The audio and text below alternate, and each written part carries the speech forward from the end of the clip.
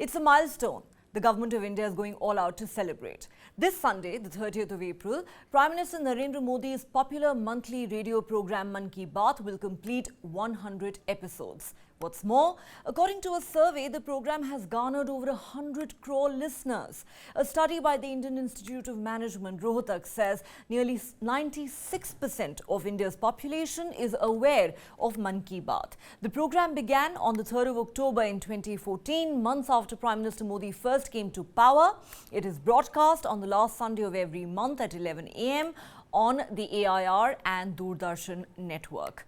Listing the reasons for the program's popularity, the survey says Prime Minister Modi is liked by the listeners for his powerful and decisive leadership, direct engagement and knowledgeable and empathetic approach. The program has encouraged the listeners to be aware of the government's work. 73% say they're optimistic and feel the country is going to progress. 58% believe their living conditions have improved. 55% of the listeners say they have become responsible citizens of the country, and 59% have reported an increase in trust in the government. 23 crore people tune into this program on a regular basis, while another 41 crore constitute an occasional audience. Apart from 22 Indian languages and 29 dialects, Mann Ki Baat is broadcast in 11 foreign languages. To commemorate the landmark 100th episode, the Finance Ministry has issued a notification saying that a new 100 rupee coin will be launched. There are also events lined up to celebrate this special episode. And of course, as with most things, a political war of words has already begun over this issue as well. Congress leader and head of the media cell, Jairam Ramesh, has tweeted, "It is Mann Ki Baat, or government's radio silence on Adani and China." However, the question we're asking on the show is just what explains this show's stupendous popularity. The 100th episode of Mann Ki Baat is coming up, and this coming Sunday, which is the 30th of April, will be the landmark day on which this episode would be broadcast. While it started initially as a radio program, but over a period of time, it's also expanded in scope, and the Doordarshan visualization is also now shared by multiple private TV channels as well, who also broadcast it and take it to a very large percentage of our population. The Mann Ki Baat program has also been a fairly interactive program. Many of the thoughts that are shared come in as suggestions and ideas from the listeners. And there have also been calls for various campaigns and that have grown into national campaigns. There are certain competitions that have been organized as part of the whole Mann Ki Baat ecosystem. One of the chief attributes of Prime Minister Modi has always been that he is described as a masterful orator, somebody who has a very strong connect with the people. Would you say that is behind the stupendous popularity of Mann Ki Baat? What would you attribute it to?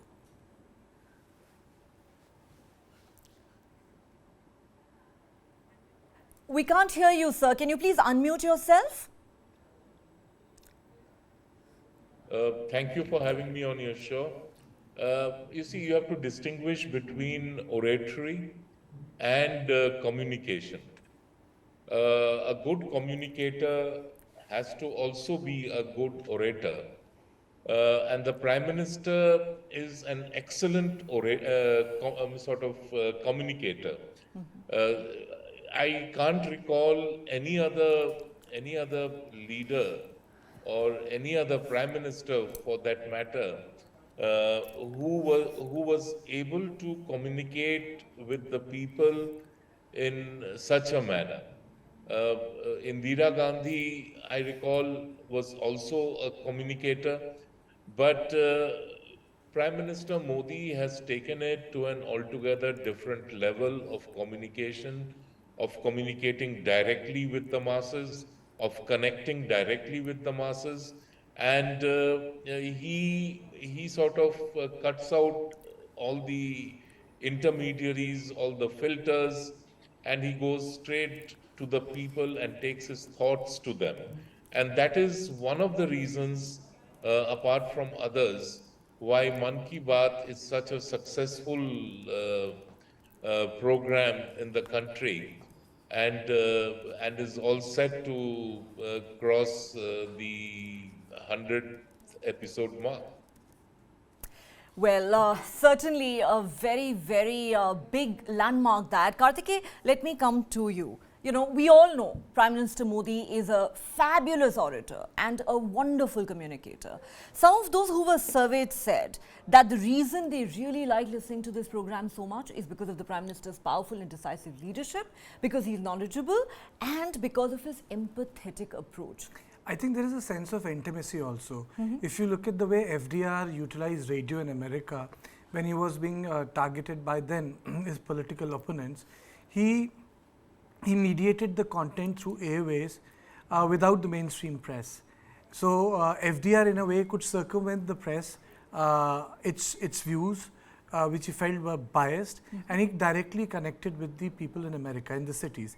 Because in 1920s, 30s and 40s, within those spate of 30 years, America underwent through micro-revolutions, which is like basic sanitation, electricity, infrastructure and roads.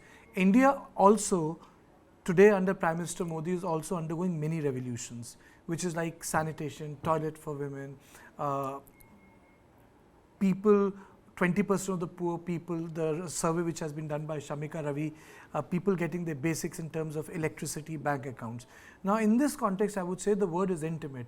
If you listen to Prime Minister Narendra Modi, apart from the fact that, you know, he's well informed, or apart from the fact that he gets into detail, he might have a good team, he has a, he's that colloquial subaltern touch, but he's intimate with his audience. If you listen to him alone, it would be as if he's addressing you, though he's addressing a collective, but he personalizes it. So in that way, in terms of aesthetics, I would say that the beauty lies in the way he makes it intimate. That's number one. And secondly, there's a word in Hindi called tatkalik. So he does not take up esoteric subjects. He makes it tatkalik, topical, जो रोजमर्रा की चीजें हैं. He can talk to you about students getting nervous during examinations. Imagine when COVID took place, what was Prime Minister doing? He was behaving like an elderly statesman, जो घर के बड़े बूढ़े होते हैं. I still recall in the first 40 days of quarantine, when the messages were coming, it was Prime Minister was not talking about what great things he was doing. He was talking about, are you washing your hands? Is your morale up? Are you taking care of yourself? A lot of people made fun of Prime Minister in I think one of his Mann Ki Baat. He said we would gather and we'll create a noise. Look at the thali bajayenge. But people don't understand that that was an act of solidarity. We have witnessed that in Spain, Barcelona, many other places where just people came out and they created a noise to feel each other, that they existed in their silos, because you just couldn't meet them. So, but what was the medium? Medium was Mann Ki Baat. It was not coming through PIB press releases. It was not coming through SMSs. It was not coming through your WhatsApp thing. Those were ancillary issues. But Prime Minister through Mann Ki Baat was doing it. And the biggest power of Mann Ki Baat is, and apart from its uniqueness, is when he suggested 7 days before he went for the decision to implement a quarantine for 40 days, he said, let's try not getting outside our house. You see, people... Preparing people for what was to come. People not only heard him, they actually did what he wanted to do. How many leaders in modern time have been able to do that? But the instrument, again I would say here, is Mann Ki Baat. It is Mann Ki Baat that has been deployed for the larger collective, which feels personal, and I think he has done it very innovatively in the Indian context.